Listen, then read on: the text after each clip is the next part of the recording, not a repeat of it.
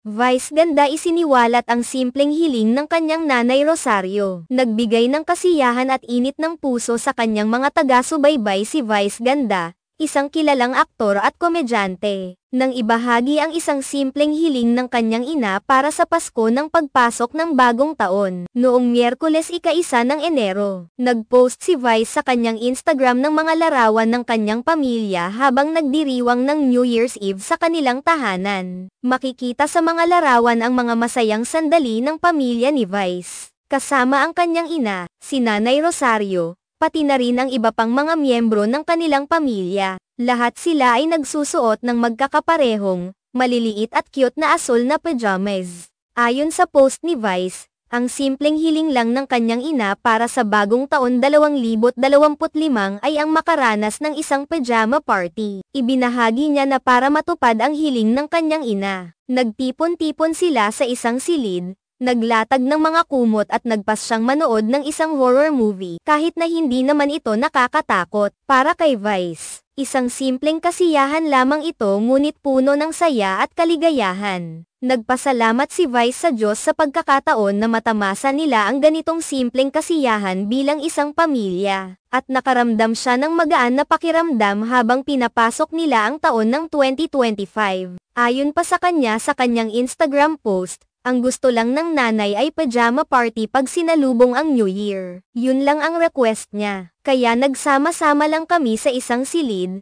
naglatag at nanood ng isang horror movie na di naman nakakatakot. Ang simple pero ang saya. Salamat Lord at nabibigyan mo ang pamilya namin ng mga ganitong pagkakataon. Ang sarap salubungin ang bagong taon ng ganito kagaan ang pakiramdam. Happy New Year sa inyo! Ang post na ito ni Vice ganda ay nagpapakita ng kahalagahan ng simpleng kaligayahan at pagdiriwang ng bawat sandali kasama ang mga mahal sa buhay. Sa kabila ng mga magarbong pagdiriwang ng bagong taon, pinili ni Vice at ng kanyang pamilya na magdiwang ng tahimik ngunit puno ng pagmamahal at pagkakasama. Ang post din ni Vice ay nagbigay ng inspirasyon sa maraming tao na ang kaligayahan ay hindi laging nakabatay sa materyal na bagay, kundi sa mga simpleng bagay tulad ng pagiging magkasama sa isang magandang sandali. Maraming netizens ang nagbigay ng positibong komento at pasasalamat sa nakakaantig na post na ito ni Vice. Marami rin ang nai-inspire sa simpleng pamumuhay ni Vice,